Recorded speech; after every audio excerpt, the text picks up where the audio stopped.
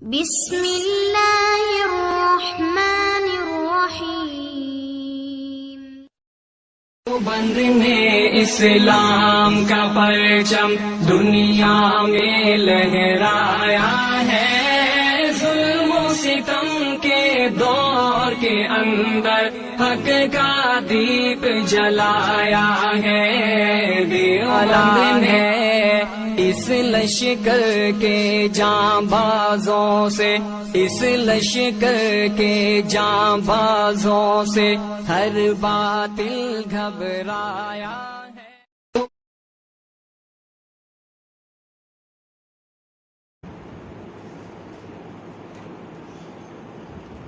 اسلام کی بنیاد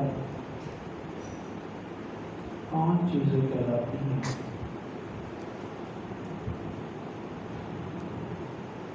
کلمہ، نماز، روزہ، حج اور زکوٰۃ۔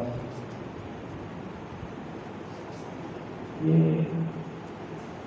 اسلام کی بنیاد ہے۔ جیسے عظیم الشان اور خوبصورت عمارت وہ بنیادوں سے قائم ہوتی ہے، ایسے ہی بندہ مومن کے ایمان اور دین کی جو عمارت ہے وہ ان 5 ستونوں پہ کھڑی ہے۔ خوبصورت عمارت اس کی خوبصورتی تبھی برقرار رہے گی جب تک اس کی بنیادیں مضبوط رہیں گی۔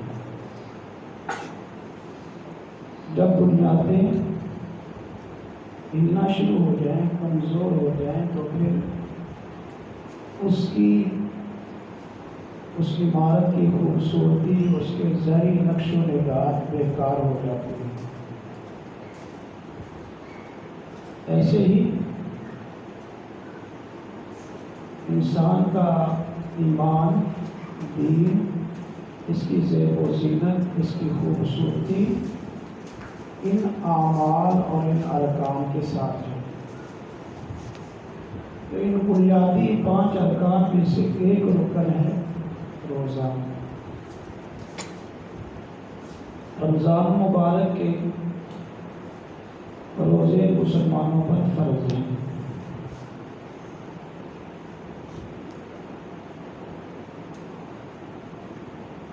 روزے کی فضیلت، اس کی اہمیت، مجھے یقین ہے کہ آج آپ نے جمعۃ المبارک کے خطبہ میں بھی اپنے خطیب صاحب سے سنی ہوگی،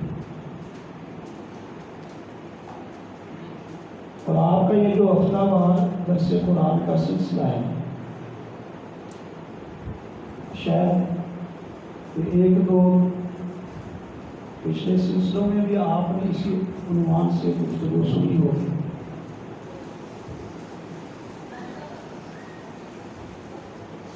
میں بھی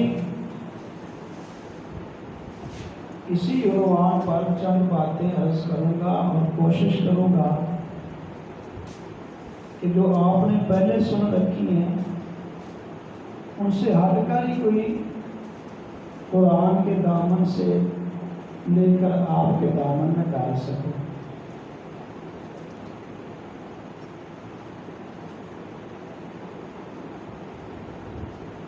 آپ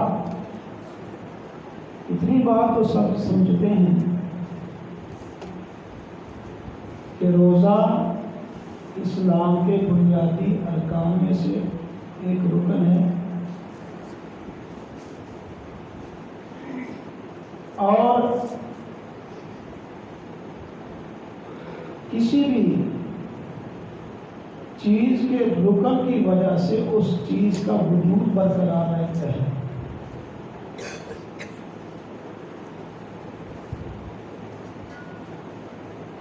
جو آپ تھوڑے سے دور بیٹھے ہوئے ہیں آپ کریں، میں بھی پہلے بتا دیتا ہوں، میں کوئی اچھی بات تقریر کرنے والا موضوع بھی میں تو بتا دیتا ہوں۔ کوشش کروں گا کہ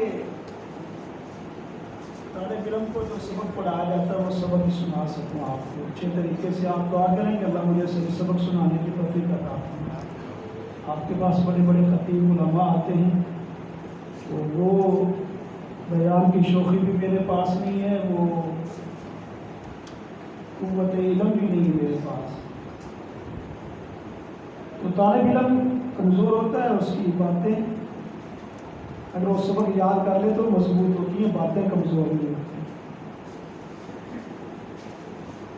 تو آپ تھوڑی سی توجہ کریں, میری بات مختصر ہوگی. اگر میں نے محسوس کیا کہ آپ میری بات سے اکتار محسوس کر رہے ہیں تو میں زبردستی اپنی باتیں آپ کے جیل میں نہیں ڈالوں گا اور آپ پر اپنا علم مسلط کرنے کی کوشش نہیں کروں گا. میں دعا منگوا دوں گا انشاءاللہ.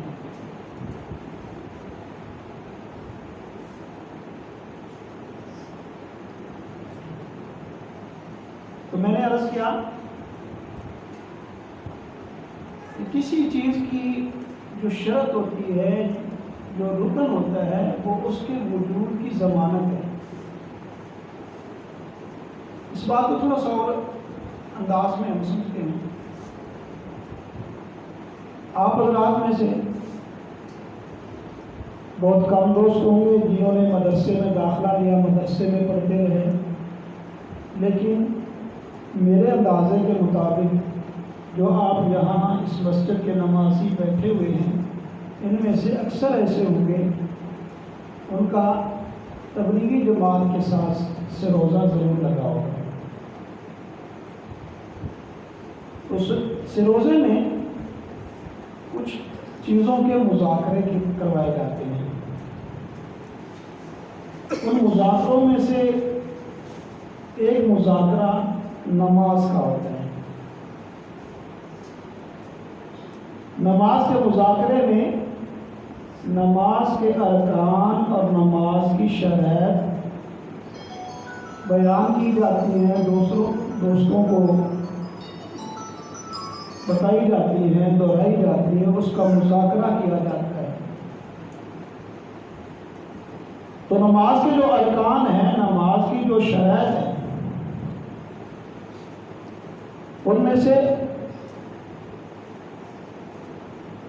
جسم کا پاک ہونا, بدن کا پاک ہونا, جگہ کا پاک ہونا, قبلہ کی طرف رخ کرنا وغیرہ, یہ جو شرائط ہے.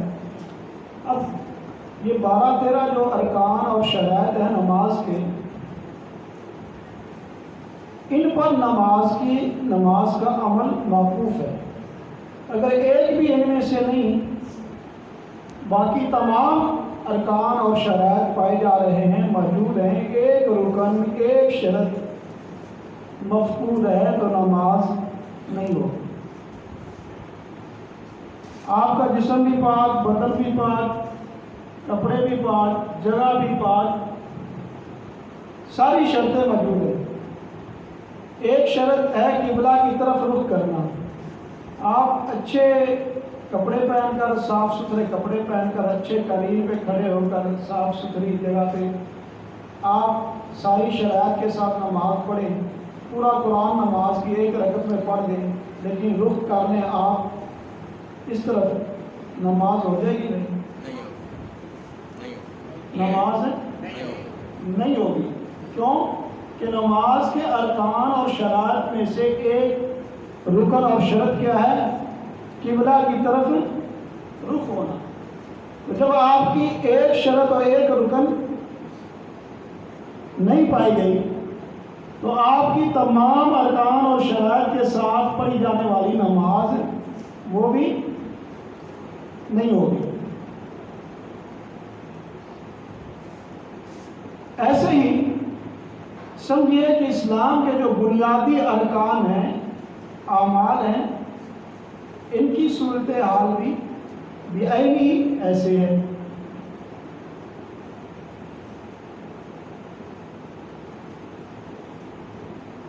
روزہ, اس کو عربی زبان میں صوم کہتے ہیں.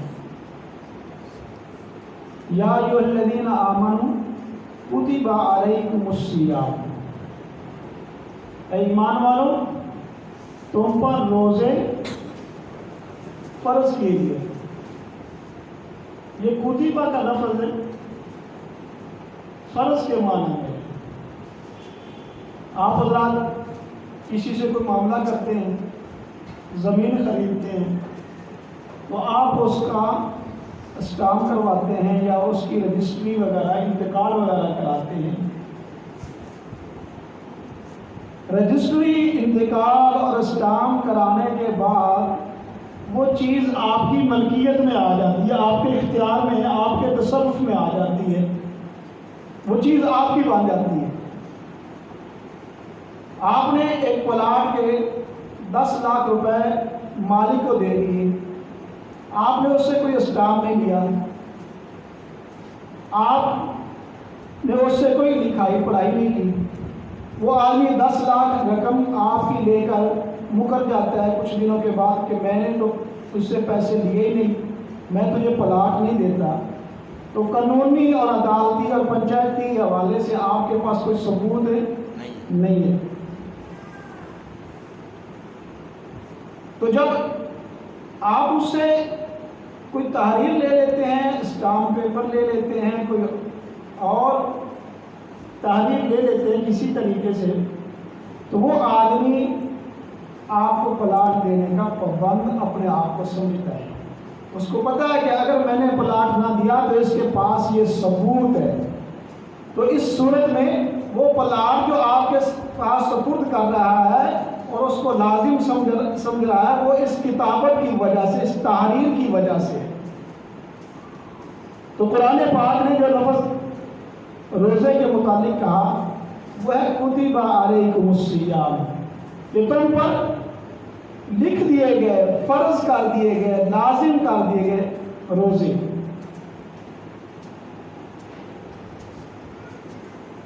الصیام یہ صوم کی جمع ہے، عربی زبان میں روزے کو صوم کہتے ہیں، جس کا معنی ہے کہ ایک مخصوص وقت میں ان چیزوں سے رک جانا جو عام اوقات میں تمہارے لیے حلال ہے، حرام سے نہیں، حلال کی بات کر رہا ہوں۔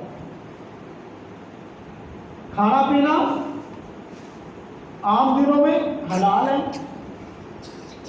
لیکن رمضان مبارک کے بعد، رمضان مبارک آیا تو صبح طلوع فجر سے لے کر شام غروب آفتاب تک وہ کھانا پینا جو حلال تھا وہ تمہارے لیے حرام ہے۔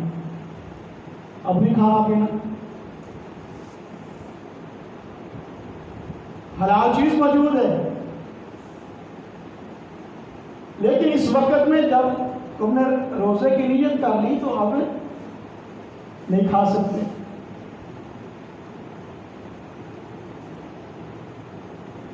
تو جب اس دورانیے میں حلال چیز کا استعمال ممنوع ہے تو آپ خود سمجھیے کہ جو حرام چیزیں وہ کیسے حلال ہو سکتی ہیں؟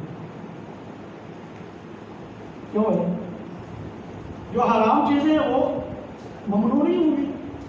حلال چیز سے جو رکنے کا حکم ہے اس کے استعمال سے منع کیا جا رہا ہے، تو آنکھ سے حرام دیکھنا کیسے جائز ہو سکتا ہے؟ زبان سے حرام بولنا جو عام حالات میں حرام ہے وہ اب روزے کی حالت میں کیسے اس کی اجازت ہوگی؟ کسی کی پردہ داری کرنا، کسی کی غیبت کرنا، یہ تو عام حالات میں بھی ممنوع ہے نا۔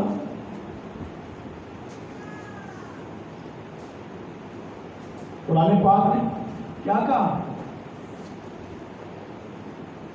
جو ہماری مجلسوں کی سب سے مزیدار چیز ہوتی ہے، اگلے پچھلے کی غیبت کرنا، اس کو قرآن نے اپنے مردار بھائی کا گوشت کھانے کے مترادف قرار دیا ہے۔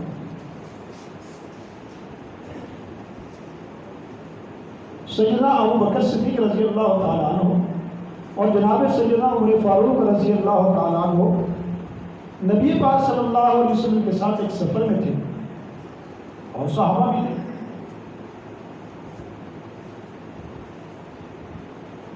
تو آپ صلی اللہ علیہ وسلم نے تمام صحابہ کو مختلف چھوٹی چھوٹی ٹولیوں میں جماعتوں میں تقسیم کر کے ٹھہرایا ہوا تھا. جناب ابو بکر صدیق اور جناب سیدنا عمر فاروق رضی اللہ تعالیٰ عنہما، ان کے ساتھ جو خدمت گار تھا، رفیق سفر تھا،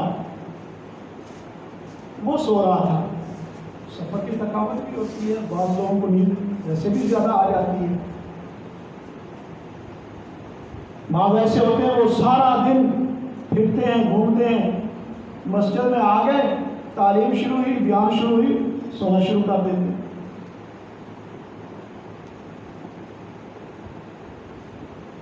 ان حضرات نے آپس میں بیٹھے بیٹھے یہ بات کی کہ یہ ہمارا رفیق سفر جو ہے، خدمت گار جو ہے، یہ تو سوتا بہت ہے. کیا کہا کہ یہ تو بہت زیادہ سوتا ہے. اسے اٹھایا نیند سے، کہا کہ جاؤ حضور علیہ السلام کے پاس، کھانے کے لیے کچھ سامان ہے، گوشت وغیرہ ہے، وہ لے آؤ، بھوک لگی ہوئی ہے. جب یہ غلام رحمت دو عالم صلی اللہ علیہ وسلم کے پاس گیا تو آپ علیہ السلام نے فرمایا کہ جا کر اپنے ساتھیوں سے کہو تم نے تو گوشت کھا لیا ہے، تم نے گوشت کھا لیا ہے. خادم نے آ کر بتایا تو یہ حضرات فکر مند ہوئے، بات حضور علیہ السلام کے پاس لے کر گئے. یا رسول اللہ، ہم نے تو کوئی گوشت نہیں کھایا. تو آپ نے فرمایا کیا آپ نے اپنے ساتھی کے بارے میں یہ نہیں کہا کہ یہ سوتا بہت زیادہ ہے؟ یہ جملہ کہنا غیبت کے زمرے میں آتا ہے، اور غیبت قرآن کہتا ہے کہ اپنے مرے ہوئے بھائی کا گوشت کھانے کے برابر ہے. ابھی ہم نے سوچا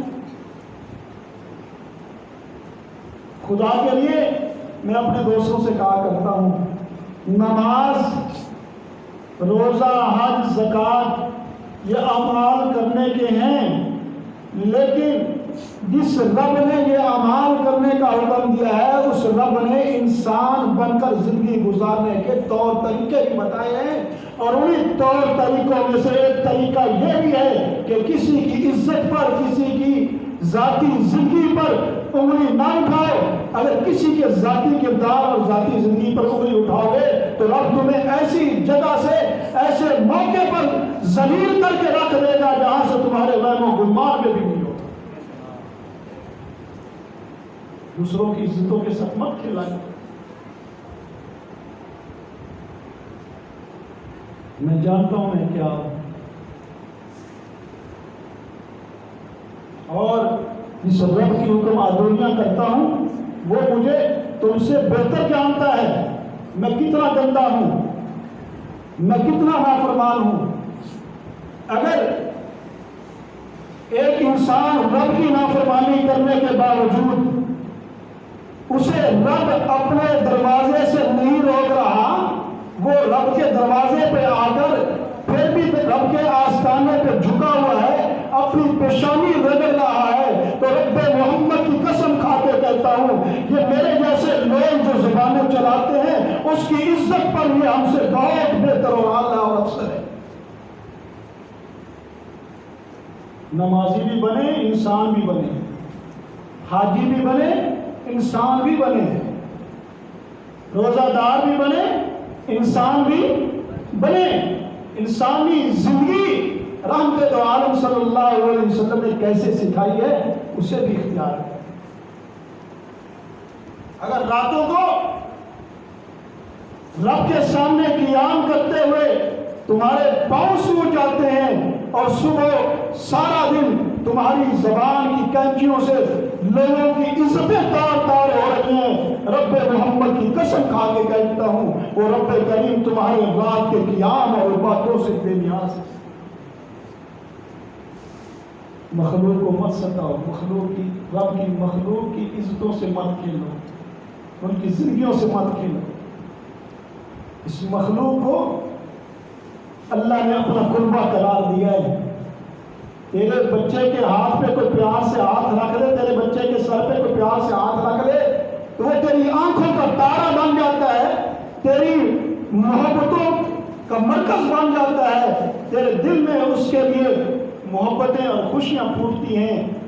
تو جو رب کی مخلوق کے ساتھ محبت کرے گا، کیا رب اس سے خوش نہیں ہوگا؟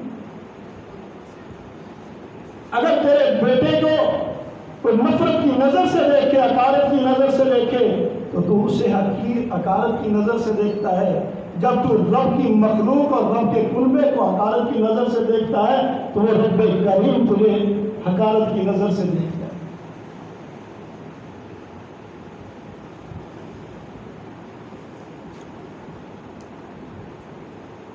تو میں نے عرض کیا کہ روزہ ایک مخصوص وقت میں، یعنی صبح فجر سے لے کر غروب آفتاب تک حلال چیزوں سے رکنے کا نام ہے۔ تو جب حلال چیزیں بعض ایسی ہیں جن سے رکنا پڑتا ہے تو حرام کی تو اجازت ہی نہیں دینا۔ تو یہ چیزیں حرام ہیں، کسی کی غیبت کرنا، کسی کے گلے اور شکوے کرنا۔ ہم بڑے ڈٹائی سے کہتے ہیں لو جی میں جھوٹ نہیں بول رہا، یہ بات اس کے اندر موجود ہے۔ بھائی بات سمجھیے، اگر کسی کے اندر عیب اور نقص موجود ہے تبھی تو یہ غیبت ہے۔ اگر عیب کسی میں موجود ہی نہیں ہے پھر تو تم بہتان لگا رہے ہو، اور کسی پہ جھوٹا بہتان لگانا اگر اسلامی حکومت ہو تو اس کی سزا کوڑے ہے۔ کسی پہ جھوٹی تہمت لگانے والے بندہ رب کی نظر میں اتنا مردود ٹھہرتا ہے کہ کسی بھی عدالت میں کسی بھی معاملے میں اس کی گواہی قابل قبول نہیں ہے اسلام کی روح سے۔ ان باتوں کو کون سمجھے گا، کون سمجھائے گا؟ بہرحال ان باتوں کو سمجھنے کی ضرورت ہے، زندگی میں لانے کی ضرورت ہے۔ فرمایا یا ایھا الذین آمنوا کتب علیکم الصیام، اے ایمان والو ہم نے تم پر روزے فرض کیے جیسے پہلے لوگوں پر فرض کیے۔ مولا روزے کا فائدہ کیا ہوگا، اس کا نتیجہ کیا نکلے گا؟ اللہ فرماتے ہیں لعلکم تتقون، تم متقی لوگ بن جاؤ، تمہارے اندر تقویٰ پیدا ہوگا، پرہیزگاری والی زندگی تمہیں میں عطا کروں گا۔ وہ تقویٰ جس کے متعلق قرآن مجید کہتے ہیں یا ایھا الذین آمنوا اتقوا اللہ حق تقاته، اے ایمان والو اللہ سے ایسے ڈرو جیسے اس سے ڈرنے کا حق ہے۔ اللہ سے ایسے ڈرو جیسے اللہ سے ڈرنے کا حق ہے۔ سیدنا داؤد علیہ السلام اللہ کے پیغمبر ہیں، اللہ کے نبی، تفسیر کی کتابوں میں آتا ہے جناب داؤد علیہ السلام نبی بھی تھے اور کمال درجے کے نبی۔ اللہ کا ڈر، اللہ کا خوف اس قدر تھا کہ آپ جس جگہ بیٹھ کر دعا مانگا کرتے تھے اللہ سے کے حضور، تو اس کثرت کے ساتھ رویا کرتے تھے دعا میں کہ جہاں آپ بیٹھتے تھے آپ کے رونے کی وجہ سے، آپ کے آنسوؤں کی وجہ سے زمین پر گھاس ہو جاتا تھا۔ یہ نبی کا رونا۔ کبھی ہم بھی تو سوچیں کیا ہمارے پاس کوئی ایسا پروانہ موجود ہے لکھا ہوا کہ تمہیں کوئی ضرورت نہیں ہے، اللہ کے سامنے رونے کی عادت ڈالیں، اللہ سے مانگنے کی عادت اپنائیں اور رویا کریں اللہ کے سامنے بیٹھ کر۔ حضور علیہ السلام نے فرمایا کہ دو آنکھیں ایسی ہیں جن پر اللہ نے دوزخ کی آگ اور دھواں حرام کرا دیا۔ ایک وہ آنکھ جو اسلامی سرحد اور اسلامی باؤنڈری کی حفاظت کرتی ہے، اور دوسری آنکھ وہ ہے جو اللہ کے ڈر، اللہ کے خوف و خشیت کی وجہ سے اس سے آنسو جاری ہو جاتے ہیں۔ ان آنکھوں پر اللہ نے دوزخ کی آگ حرام کر دی۔ روزے کی وجہ سے انسان کے اندر تقوی کی صفت پیدا ہوتی ہے، جس کا اللہ نے حکم دیا ہے کہ ایمان والو مجھ سے ایسے ڈرو جیسے ڈرنے کا حق ہے۔ اب تقوی کیسے پیدا ہوگا؟ کیسے پتا چلے گا کہ یہ بندہ متقی ہے، پرہیزگار ہے، تقوی والا ہے؟ قرآن نے اس کے اوصاف بیان کیے۔ یہ بندہ متقی اور پرہیزگار ہے، اس کی نشانیاں دیکھو۔ اصل اور نقل کی کوئی علامتیں ہوتی ہیں نا، تو ان نشانیوں سے، ان علامتوں سے پہچانا جاتا ہے کہ اصل اور نقل کون ہے۔ ایسے ہی اللہ کریم نے تقوی والوں کی نشانیاں قرآن پاک میں بیان کی ہیں کہ تقوی والے لوگ کون ہیں۔ جو میں نے آیت آپ کے سامنے پڑھی ہے روزے کے متعلق، اس سے پچھلے رکوع میں اللہ کریم نے وہ اوصاف بیان کیے۔ میں آیت کا ترجمہ کرتا ہوں اور بات کو سمیٹتا ہوں، آپ حضرات تھوڑی سی توجہ کریں گے۔ فرمایا تقوی کی نشانیاں، سب سے پہلی چیز، پہلا وصف، پہلی نشانی، آمن باللہ والیوم الآخر والملائکۃ والکتاب والنبیین، ایمانیات کا بیان کیا، ایمان کے ارکان بیان کیے۔ ایمان کے ارکان کیا ہیں؟ کہ اللہ کی ذات پر ایمان لانا، پہلا رکن۔ دوسرا رکن قیامت کے دن پر ایمان لانا، اور ایمان کا چوتھا رکن فرشتوں پر ایمان لانا، کتابوں پر، آسمانی کتابوں پر ایمان لانا، اور تمام انبیاء پر ایمان لانا، جسے ہماری دوسری تیسری کی کتابوں میں پڑھایا جاتا ہے اسکول میں، صفت ایمان مجمل اور ایمان مفصل۔ آمنت باللہ وملائکتہ وکتبہ ورسلہ والیوم الآخر والقدر خیرہ وشرہ من اللہ تعالی والبعث بعد الموت۔ یہ ایمان کے ارکان ہیں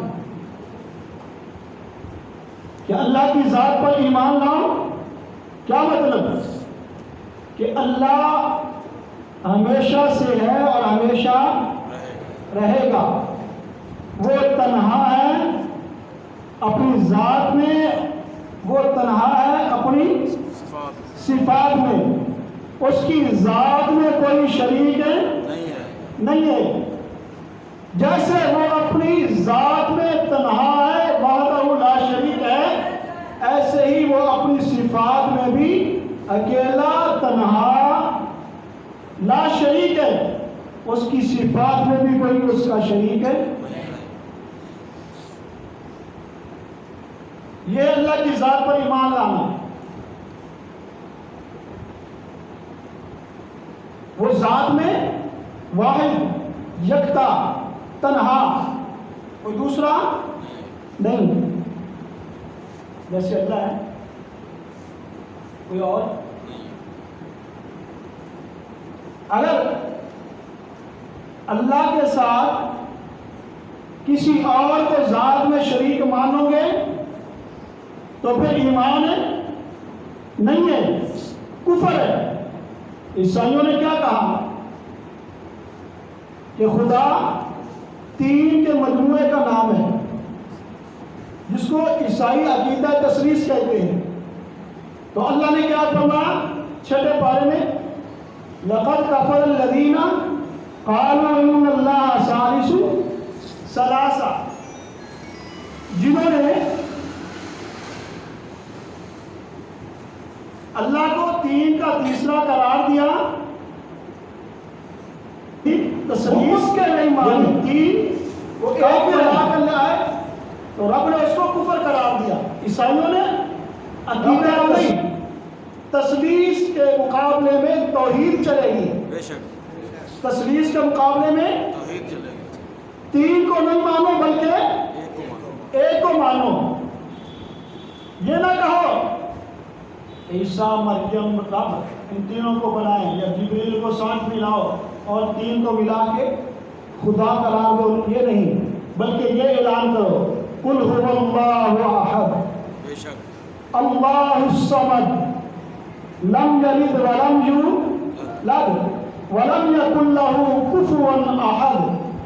اگر پورا قرآن 30 پارے 540 رکوع 7 منزلیں 6666 آیتیں نہ ہوتی، یہ ایک سورت ہی کافی تھی انسانیت کی تربیت کے لیے، انسانیت کی تعلیم کے لیے، انسانیت کی فلاح کے لیے۔ کیوں کہ توحید تمام نیکیوں کی بنیاد ہے، توحید تمام اعمال کی بنیاد ہے۔ تو اس میں اللہ نے توحید کو بیان کیا، قل هو اللہ احد۔ آپ ڈنکے کی چوٹ پہ اعلان کیجئے کہ اللہ ایک ہے، اللہ ایمان سے کہیے، دل سے کہیے، سینے کا زور لگا کے کہیے، جتنے بھی شکوک و شبہات آتے ہیں ان سب کو نکال کے دل سے کہیے اللہ ایک ہے، ایک ہے، اللہ ایک ہے۔ میری بات سمجھ نہیں آئی، میں بات کو مختصر کرنا چاہتا ہوں۔ کسی اور نشست میں آپ نے موقع دیا تو میں لفظ اللہ پہ بات کروں گا، بتاؤں گا کہ اللہ کا معنی کیا ہے، اور اس پہ اللہ کی ذات کا اور اس کی صفات کا تعلق آپ کے سامنے رکھوں گا۔ اللہ الصمد، وہ بے نیاز ہے، وہ بے نیاز کس کو کہتے ہیں؟ بے نیاز، بے پرواہ،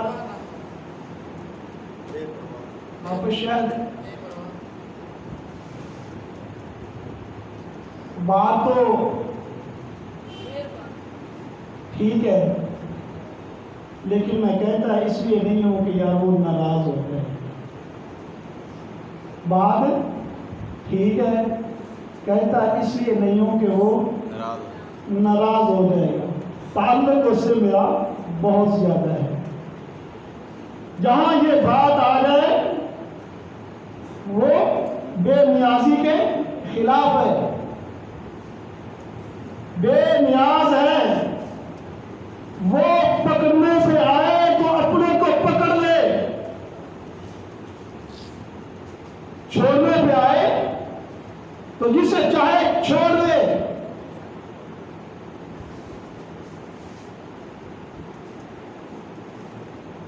رحمت دو عالم صلی اللہ علیہ وسلم کہ معلوم ترین چچا حضرت ابو طالب بہت ساتھ دیا، حضور کی تعریف بہت زیادہ کی، آخری وقت ہے اور حضور علیہ السلام بیٹھے ہوئے چچا کے سلام ہے، چچا کلمہ پڑھ لیں، میرا دین قبول کر لیں۔ اللہ کی طرف سے کیا اعلان ہوا؟ اِنَّكَ لَا تَهْدِي مَنْ أَحْبَبْتَ وَلَكِنَّ اللَّهَ يَهْدِي مَن يَشَاءُ۔ محبوب پیغمبر جسے آپ پسند کرتے ہیں، جسے آپ چاہتے ہیں ہدایت مل جائے، آپ کے چاہنے سے ہدایت نہیں ملے گی، ہدایت تب ملے گی جب رب چاہے گا۔ محبوب پیغمبر کے سگے چچا کو بغیر ہدایت کے، نوح پیغمبر 950 سال رب کی وحدانیت کا پرچار کرتے رہے، توحید کا اعلان کرتے رہے، لوگوں کو اتنا رب کی طرف بلایا، فرماتے ہیں کہ ربی انی دعوت قومی لیلا و نہارا، مولا میں نے دن کو بھی انہیں تیری طرف بلایا ہے، راتوں کو بھی تیری طرف بلایا ہے، یہ تکبر کرتے ہوئے تیری دعوت کو ٹھکراتے رہے۔ دعا کی کہ اب ایسا عذاب ہے کہ ان کا بیج ختم کر دے۔ طوفان آیا، سگا بیٹا ہے، سگا بیٹا ہے، بے نیازی دیکھیے اس کی، اس کے فیصلے دیکھیے۔ بیٹا غلط ہوا، بیٹے سے کہا کشتی میں سوار ہو جاؤ، کہنے لگا سآوی الی جبل یعصمنی من الماء، پہاڑ کی چوٹی پہ چڑھوں گا اور اس طوفان سے بچ جاؤں گا۔ اللہ کے پیغمبر نے کہا لا عاصم اليوم من امر اللہ الا من رحم، آج اللہ کے رحم کے بغیر کوئی تجھے نہیں بچا سکتا۔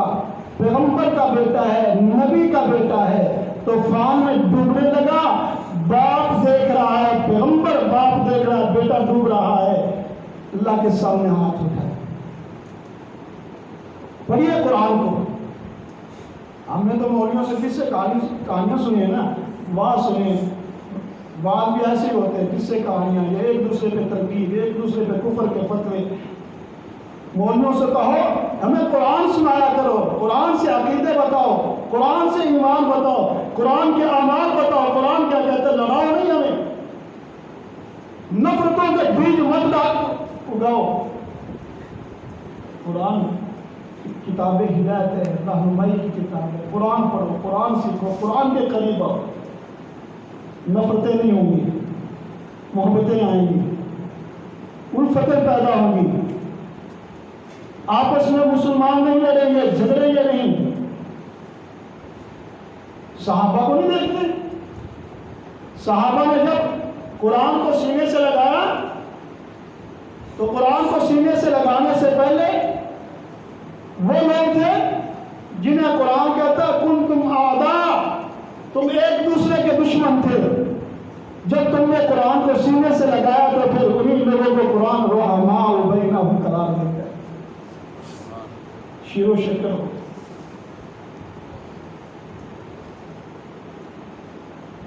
اللہ اکبر۔